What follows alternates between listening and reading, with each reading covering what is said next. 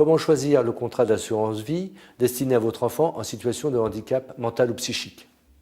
Comment choisir le contrat qui va permettre de valoriser l'épargne ou la réserve héréditaire de votre enfant en situation de handicap?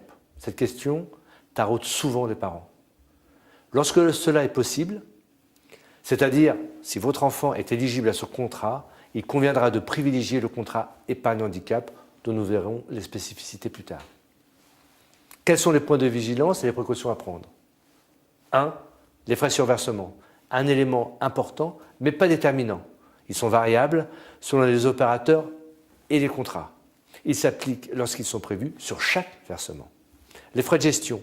Il faut être très vigilant sur cette catégorie de frais qui constitue un élément très important de la performance du contrat dans le temps. Les frais annexes.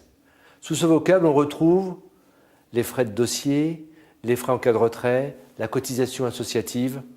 Il convient, au moment de la souscription, de se faire préciser les frais et leur montant.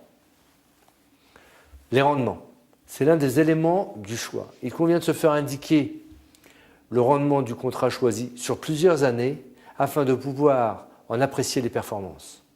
Et enfin, l'opérateur. Quel type de contrat choisir?